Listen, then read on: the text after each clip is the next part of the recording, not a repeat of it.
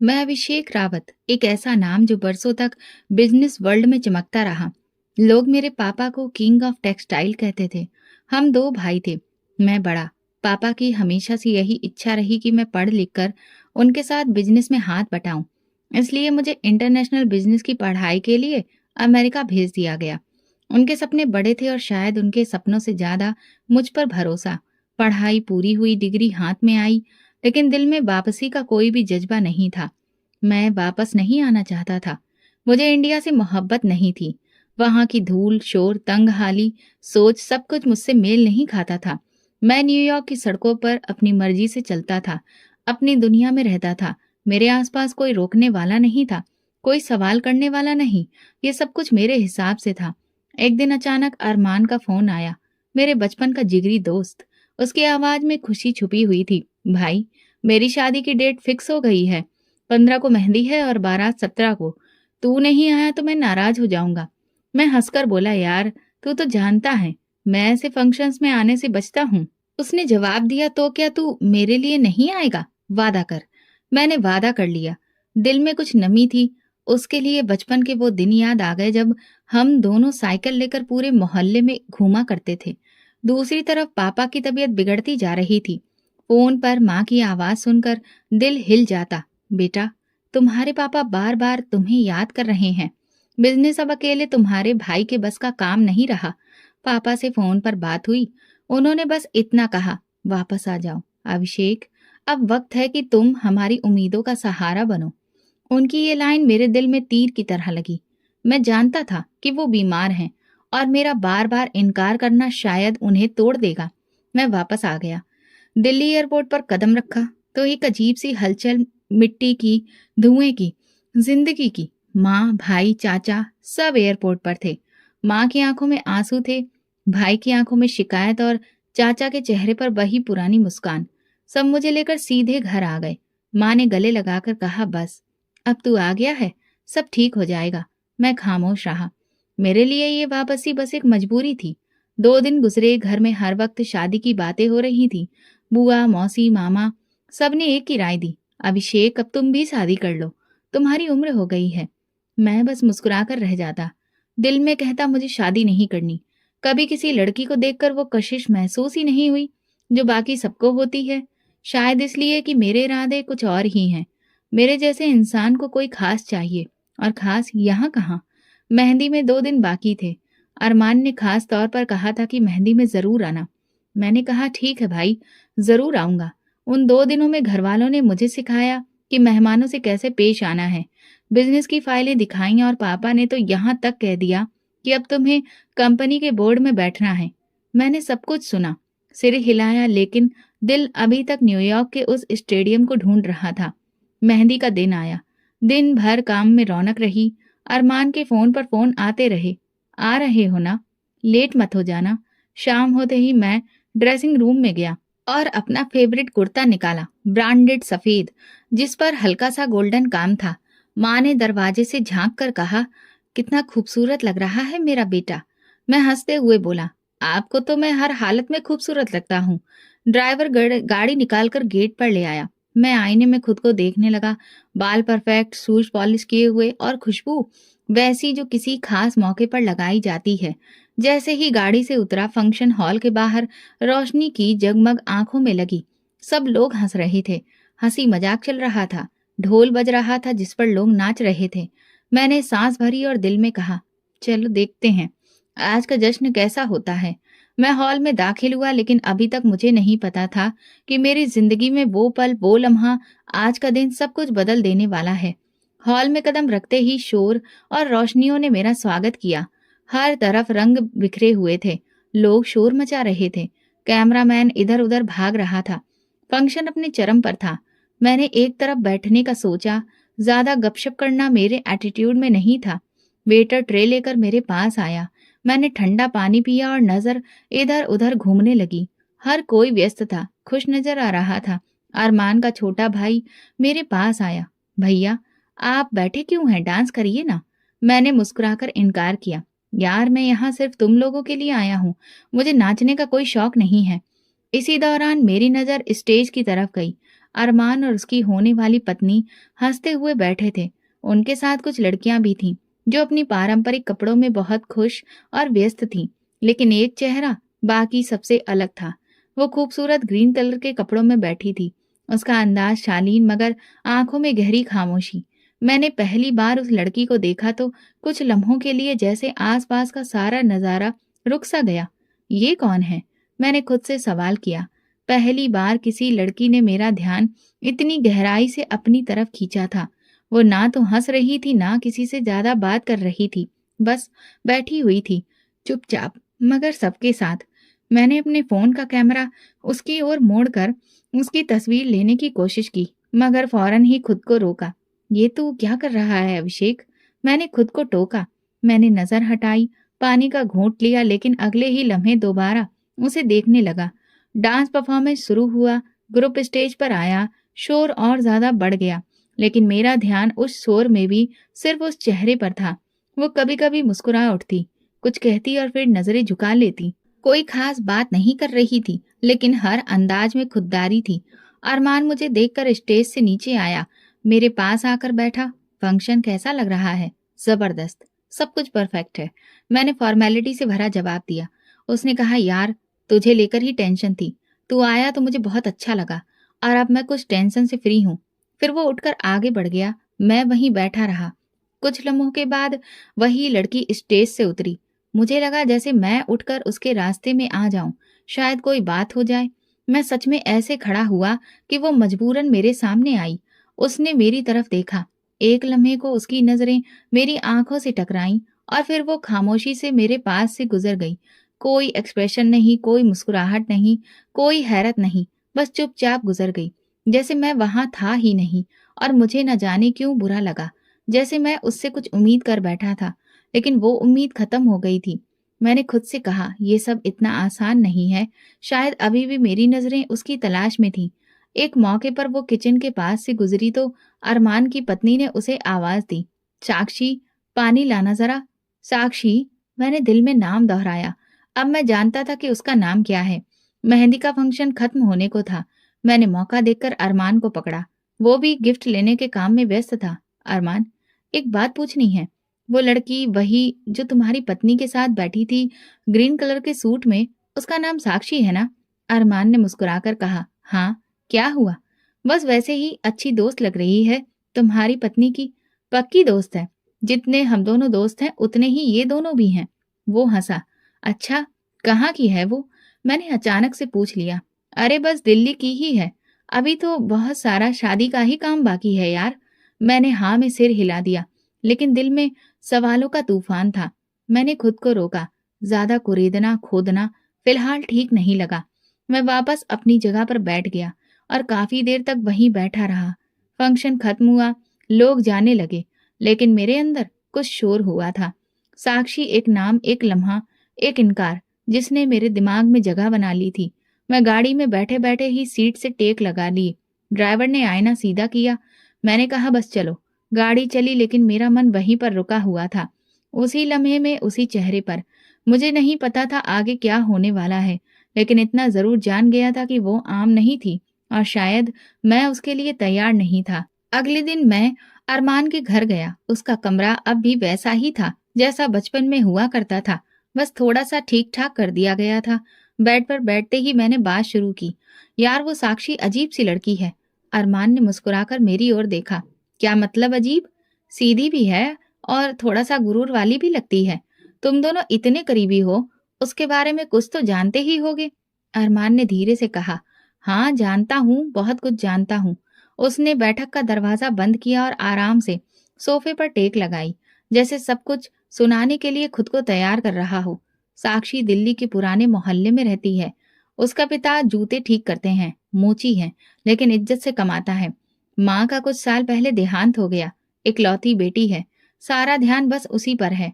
अरमान थोड़ा रुका, फिर बोला, वो अच्छी यूनिवर्सिटी में पढ़ रही थी, स्कॉलरशिप पर। उसका बचपन से ही किताबों से गहरा रिश्ता रहा है। मैंने नरमी से पूछा, और तुम्हारी पत्नी की दोस्त कैसे बनी?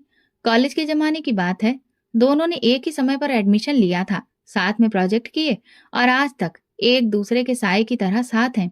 साक्षी के अंदर खुददारी है, और इसी बात ने उसे खास बनाया है। मैंने सिर हिलाया, मगर दिल में एक और ख्याल जन्म ले चुका था। मोची की बेटी और इतनी अकड़ वाली। ये सोच मेरे दिमाग में किसी कीड़े की तरह कुलबुलाने लगी। वापसी पर मैंने ड्राइवर को इशारा किया, मुझे एक पता मालूम करना है। मैंने एक खास आदमी के जरिए साक्षी का पता निकलवा लिया। सब कुछ मेरे पास आ चुका था, मोहल्ला, गली, घर का नंबर, सब कुछ। अगली सुबह मैंने ड्राइवर से कहा, गाड़ी निकालो। वो बिना पूछे चल पड़ा। हम जैसे लोग जब किसी जगह पहुंचना चाहते हैं तो रास्ते खुद ब खुद बन जाते हैं। वो सीधा एक तंग सी गली में गाड़ी लेकर गया और वहां रुक गया। चारों तरफ छोटे छोटे मकान, धूप में सेकते हुए लोग, छतों पर कपड़े फैले हुए थे। मैं गाड़ी से उतरा और एक खास दरवाजे पर जाकर दस्तक दी। काफी देर बाद दरवाजा खुला। सामने वही चेहरा, हैरत, उलझन और एक लम्हे के लिए खामोशी। आप? वो सिर्फ इतना ही बोली। मैंने खुद को संभालते हुए अच्छे अंदाज में कहा, अंदर आने के लिए नहीं कहेंगी? आपसे एक बात करनी है। वो आसपास देखते हुए बोली, पापा घर पर नहीं है, इसीलिए तो आया हूँ। जो बात करनी है सिर्फ आपसे करनी है। कुछ लम्हों की हैरत के बाद वो मुझे देखते हुए पीछे हटी। मैं अंदर दाखिल हुआ। छोटा सा कमरा, साफ सुथरा। एक तरफ स्टडी टेबल पर किताबें रखी थी। दीवार पर कुछ धार्मिक बातें लिखी थी।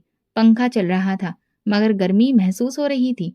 उसे बैठने का इशारा करके वो खुद खड़ी रही। मैंने सीधी बात शुरू की। अरमान ने बताया, आप पढ़ाई में बहुत अच्छी हैं, लेकिन आपके पापा एक मोची हैं। जाहिर है इतना खर्चे उठाने के लिए उनका आसान नहीं होता होगा। वो खामोश रही।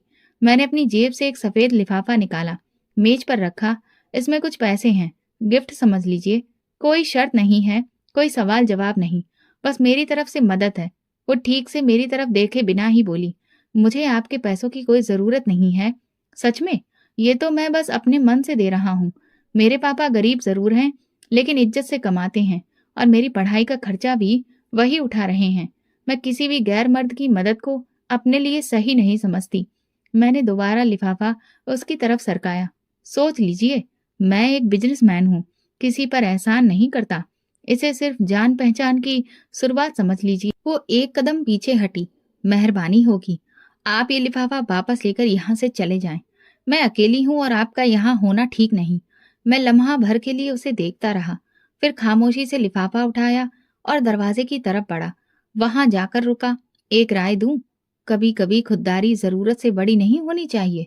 वो बोली, नहीं, मुझे आपकी राय की जरूरत नहीं है। वो दरवाजा खोलकर खड़ी रही। मैं बाहर निकला, दरवाजा बंद हो गया। गाड़ी में बैठते ही मैंने शीशा ऊपर कर दिया। दरवाजे बंद हुए, लेकिन दिमाग के दरवाजे खुल गए। साक्षी के शब्द बार बार गूंज रहे थे।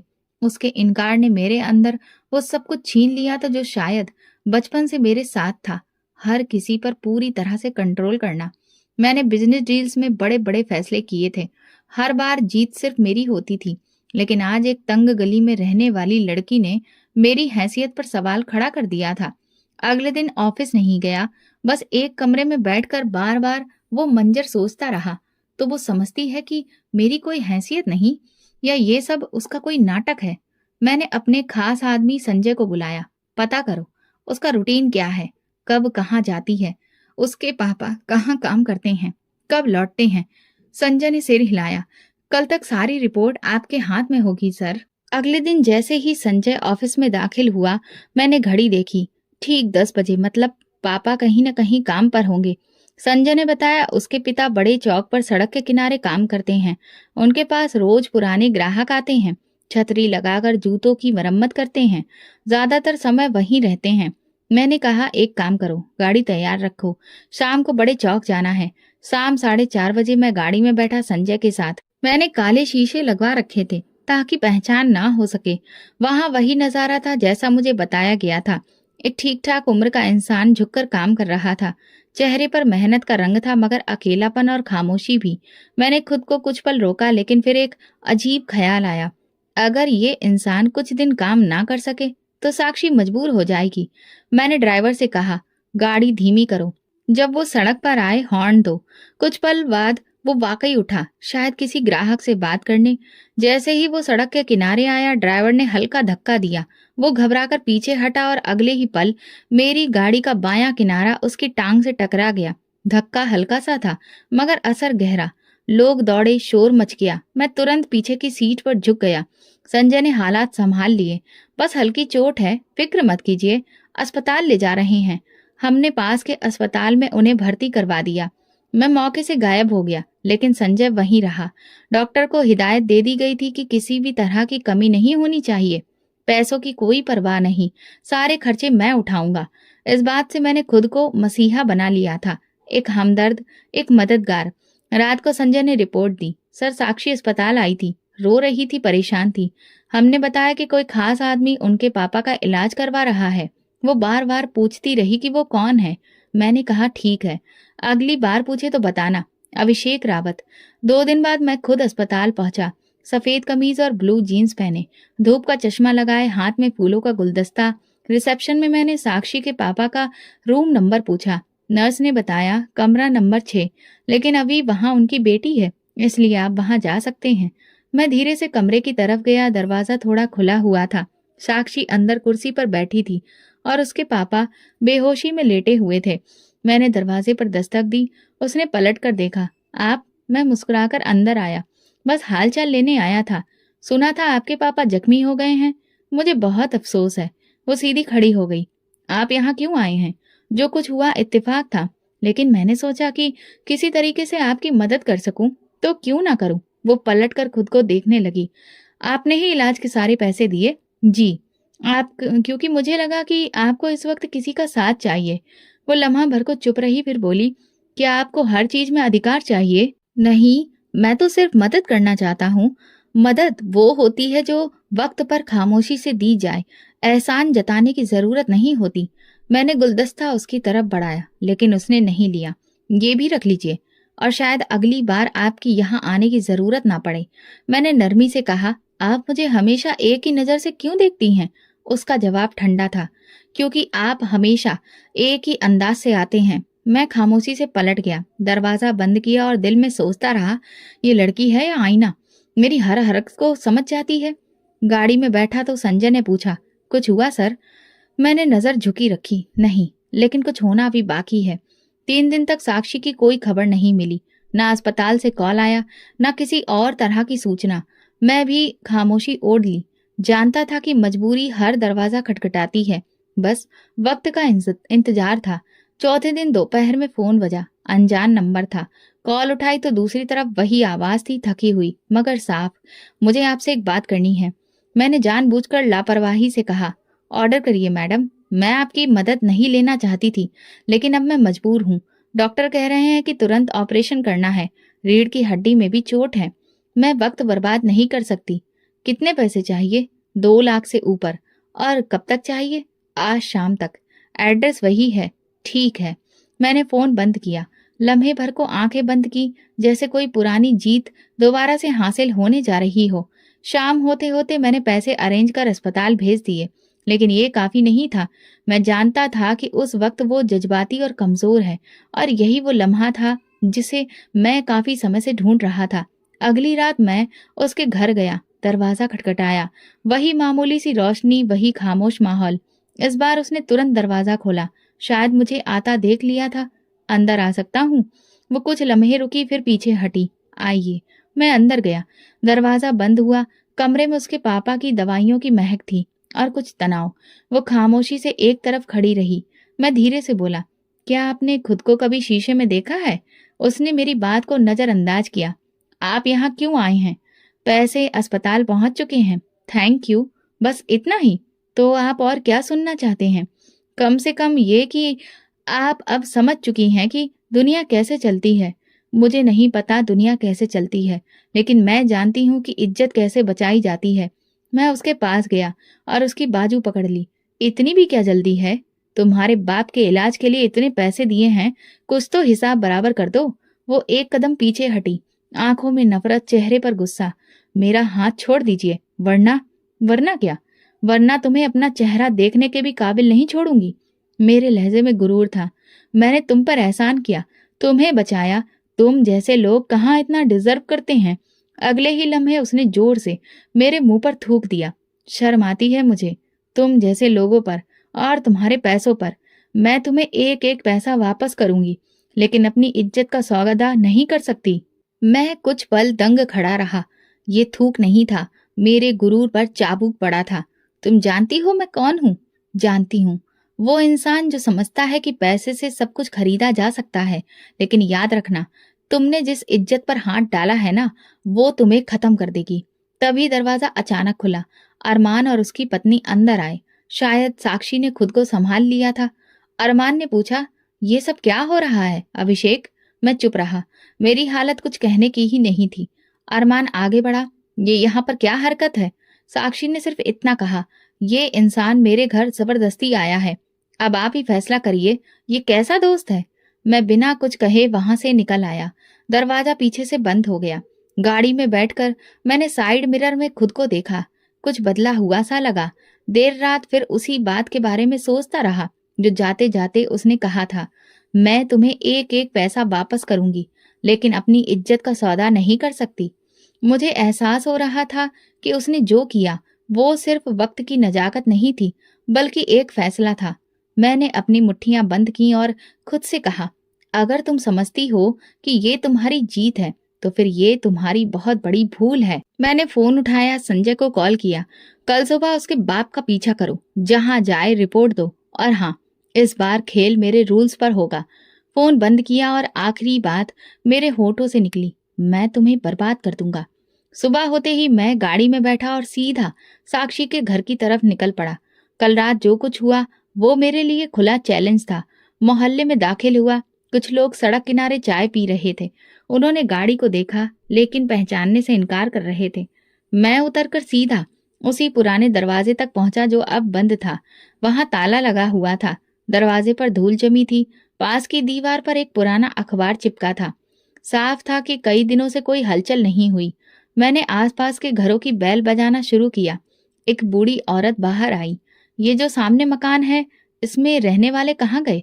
उसने ऊपर से नीचे तक मुझे देखा, फिर नजर चुरा कर बोली, पता नहीं बेटा, वहां ताला है। कब गए, किसके साथ गए, हमें कुछ नहीं पता। हमारा उनसे कोई खास रिश्ता नहीं था। मैंने दूसरे घर की बेल बजाई। ये नौजवान निकला। साक्षी जो यहाँ रहती थी, उसके बारे में कुछ पता है? हमें कुछ नहीं पता, हम तो किराएदार हैं। मैंने इशारे से ड्राइवर को बुलाया। संजय, मोहल्ले वालों को कुछ पता तो होगा, पता करो। किसी को चाय पिलाओ, किसी को नोट पकड़ाओ। संजय अगले 1 घंटे तक लोगों से बात करता रहा, लेकिन नतीजा वही, किसी को कुछ नहीं पता। जैसे सबने कसम खाई हो खामोश रहने की। शाम तक हम वहीं रहे। मैं बार बार उस ताले को देखता रहा, जैसे वो दरवाजा मुझे ताना दे रहा हो। अगले दिन मैंने शहर के कुछ बड़े लोगों से बात की। एक रिटायर्ड डीएसपी से मिला। वो कहने लगे, अगर कोई जानबूझकर गायब हो तो उसे ढूंढना आसान नहीं होता, खासकर जब वो सवालों से बचना जानता हो। मैंने पीछा नहीं छोड़ा। दिल्ली के हर अस्पताल, पुरानी बस्ती, नर्सिंग होम, यूनिवर्सिटी, स्कूल, हर जगह पूछताछ की। साक्षी की तस्वीर, उसके पापा का नाम, हर जगह दिया, लेकिन जवाब एक ही मिला, नहीं, हम ऐसे किसी को नहीं जानते। महीने गुजरते गए। मैंने दिल्ली, लखनऊ, हर बड़े शहर में अपने लोग भेजे। बस एक सुराग, एक पता, कुछ भी, लेकिन कुछ हाथ नहीं आया। एक दिन मेरे खास आदमी ने कहा, सर, हो सकता है वो देश छोड़कर चली गई हो। मैंने सिर झटक दिया, नहीं, ये उसके बस की बात नहीं है, और वो इस तरह भागने वालों में से नहीं है। मेरा जुनून बढ़ता जा रहा था। मीटिंग्स में मेरा ध्यान नहीं रहता। बिजनेस पार्टनर सवाल करते तो मैं बस हाँ या ना में जवाब देता। सब कुछ जैसे रुक गया था। एक दिन मैंने एक प्राइवेट डिटेक्टिव हायर किया जो पूरी तरह प्रोफेशनल था और पूरे देश में उसका नेटवर्क फैला था। उसने 1 महीने तक काम किया, फाइलों का अंबार दिखाया, लेकिन कुछ भी हाथ नहीं आया। अभिषेक सर, लड़की ने अगर नया पहचान पत्र बनवा लिया हो, पता बदल लिया हो और किसी नई पहचान के साथ रह रही हो, तो फिर उसका सुराग सिर्फ किस्मत से ही मिलेगा। मैं कुछ नहीं बोला, बस फाइल बंद की और खामोशी से खड़ा रहा। 2 साल गुजर गए। हाँ, 2 साल। हर महीना उम्मीद लेकर आता और खाली हाथ चला जाता। मेरे चेहरे पर वो भरोसा नहीं रहा था। कभी खुद को आईने में देखा तो वो अभिषेक रावत नजर नहीं आता, जो कभी किसी को इनकार की इजाजत नहीं देता था। घर वाले बार बार कहते, अब छोड़ दो ये सब, शादी कर लो, आगे बढ़ो। मैं बस इतना कहता, मैं किसी से बदला लिए बगैर नहीं रह सकता। वो नहीं मिली तो सुकून कैसे मिलेगा? कभी कभार सपने में उसका चेहरा दिखता, वही गुरूर, वही आंखें, वही बातें, मुझे आपके पैसों की ज़रूरत नहीं। मोहल्ले के लोग, ऑफिस के एम्प्लॉय सब जान चुके थे कि अभिषेक अब पहले वाला नहीं रहा। कुछ टूट चुका था। 2 साल बाद मैंने अपने सारे एजेंट को वापस बुला लिया, फाइलें बंद कर दी, रिपोर्ट जला दी। 2 साल हो चुके थे, लेकिन मेरे अंदर की आग ठंडी नहीं हुई थी। लोग समझते थे मैं भूल चुका हूँ, लेकिन मैं हर रोज उसे हर कोने में आंखों में लिए सोता और हर सुबह इस खालीपन से जागता। ऑफिस की कुर्सी पर बैठा रहता। घंटे गुजर जाते मगर कोई फाइल खोलने का दिल नहीं करता। बिजनेस अब पूरी तरह से मेरे छोटे भाई के कंट्रोल में जा चुका था। वो सुबह दफ्तर आता और शाम को वापस चला जाता। मैं बस मौजूद था, जैसे खाली। एक दिन नाश्ता करते हुए माँ ने बात छेड़ी। अभिषेक, एक रिश्ता आया है। बहुत अच्छे लोग हैं, इज्जतदार कारोबारी घराना है, लड़की पढ़ी लिखी है। मैंने मुंह में निवाला लिए बिना जवाब दिया। मन ही मन कहा शादी नहीं करना चाहता। पापा ने अखबार एक तरफ रखकर कहा, ये बात तुम पिछले 2 साल से कह रहे हो, वजह क्या है? बस दिल नहीं चाहता। ये जवाब नहीं है, तुम्हारी उम्र निकलती जा रही है। भाई से छोटे होकर वो पहले शादी कर लेगा तो लोग क्या कहेंगे? मैंने कहा, लोगों ने पहले भी क्या कहा है जो अब कहने से फर्क पड़ेगा? माँ चुप हो गई और पापा ने दोबारा अखबार उठा लिया। बात वहीं खत्म हो गई, लेकिन वो खामोशी मुझे भीतर तक गिराने लगी। उसी रात मैं छत पर जाकर देर तक बैठा रहा। वही पुरानी आस, वही अधूरा इंतकाम। मैंने खुद से कहा, अभिषेक रावत हार नहीं मानता।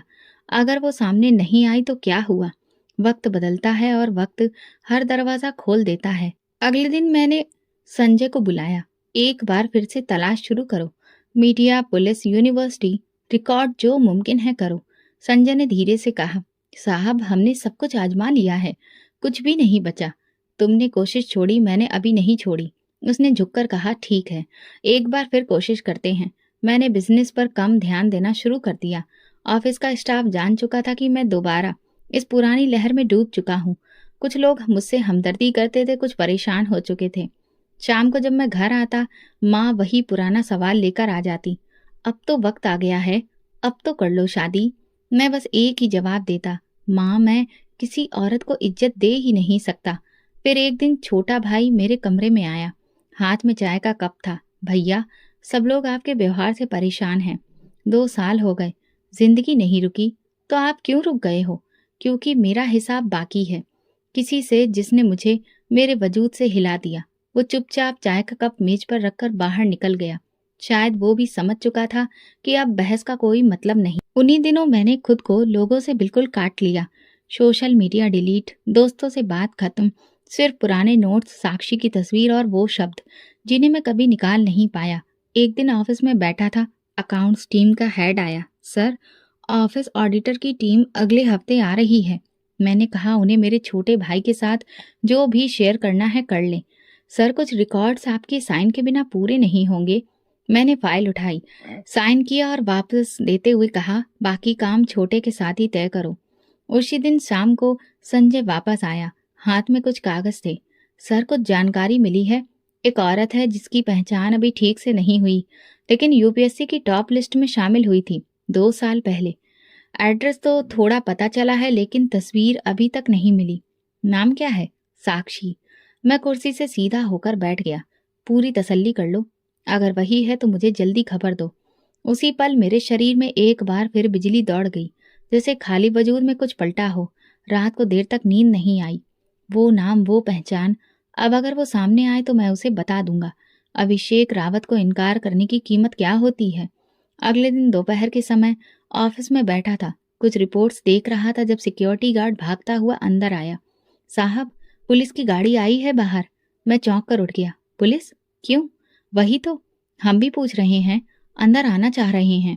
मैं कुर्सी से उठा और बाहर निकलने ही वाला था कि रिसेप्शन से कॉल आई। सर, एक लेडी ऑफिसर आई है, उनके साथ में 3 सिपाही हैं और वो कह रही हैं कि आपसे तुरंत बात करनी है। नाम बताया? जी सर, साक्षी। मेरी आंखें कुछ लम्हों के लिए जम गई।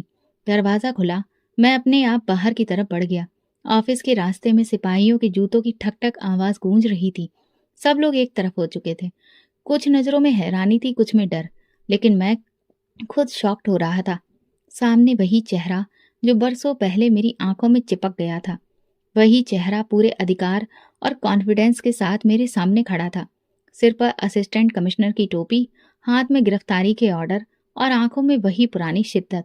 अभिषेक रावत, मैं असिस्टेंट कमिश्नर साक्षी, आपके खिलाफ करप्शन, टैक्स चोरी और पब्लिक फंड्स में घपला करने के इल्जाम के तहत गिरफ्तारी के ऑर्डर लेकर आई हूँ। मैं हंसकर बोला, तुम तो मेरे ऑफिस में हो और मुझे ही गिरफ्तार करोगी? जी हाँ, कानून के तहत मेरे पास पूरा अधिकार है और आपके खिलाफ सबूत भी। मैंने हाथ पीछे बांधते हुए हंसी छुपाई। तो तुमने पूरे 2 साल तक ये मंसूबा बनाया? 2 साल मैंने मेहनत की, मुकाबला किया और वो मुकाम हासिल किया जिसके बाद तुम जैसे लोगों को कानून के नीचे लाया जा सके। मेरे आसपास सिपाही डेरा जमा चुके थे। मैं